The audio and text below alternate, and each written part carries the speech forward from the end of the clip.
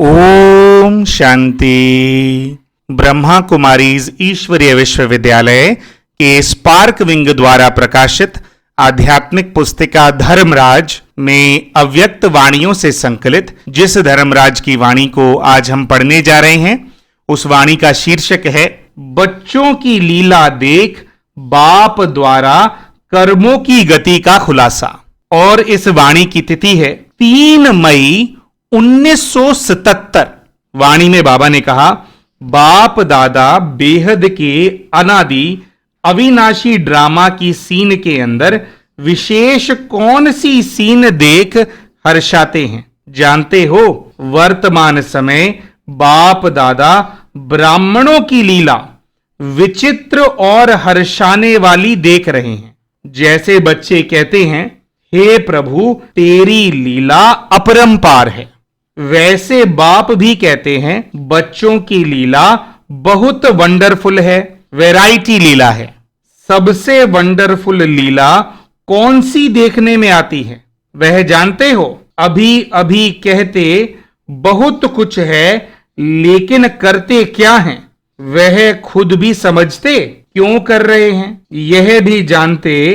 जैसे किसी भी आत्मा के व किसी भी विकारों के वशीभूत आत्मा, परवश आत्मा, बेहोश आत्मा क्या कहती क्या करती कुछ समझ नहीं सकते। ऐसी लीला ब्राह्मण भी करते हैं। तो बाप दादा ऐसी लीला को देख रहम दिल भी बनते हैं और साथ साथ न्यायकारी सुप्रीम जस्टिस भी बनते हैं, अर्थात लव और लॉ, ब्रैकेट में लिखा है प्यार और कानून, दोनों का बैलेंस करते हैं। एक तरफ रहम दिल बन बाप के संबंध से रियायत भी देते हैं, अर्थात 1 2 3 बार माफ भी करते हैं। दूसरी तरफ सुप्रीम जस्टिस के रूप में कल्याणकारी होने के कारण बच्चों के कल्याण अर्थ ईश्वरीय लॉज भी बताते हैं।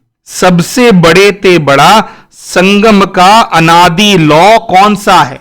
ड्रामा प्लान अनुसार 1 लाख गुणा प्राप्ति और पश्चाताप व भोगना, यह ऑटोमेटिकली लॉ अर्थात नियम चलता ही रहता है। बाप को स्थूल रीति रस्म माफिक कहना व करना नहीं पड़ता कि इस कर्म का यह लेना व इस कर्म की सजा यह है, लेकिन यह ऑटोमेटिक ईश्वरीय मशीनरी है, जिस मशीनरी को कोई बच्चे जान नहीं सकते।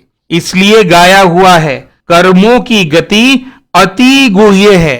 याद रखो, सच्चे बाप को अपने जीवन की नैया दे दी तो सत्य के साथ की नाव हिलेगी, लेकिन डूब नहीं सकती। बाप को जिम्मेवारी देकर वापस नहीं ले लो, मैं चल सकूंगा, मैं कहां से आया, मैंपन मिटाना अर्थात बाप का बनना, यही गलती करते हो और इसी गलती में स्वयं उलझते परेशान होते। मैं करता हूं या मैं कर सकता हूं, इस देह अभिमान के मैंपन का अभाव हो। इस भाषा को बदली करो।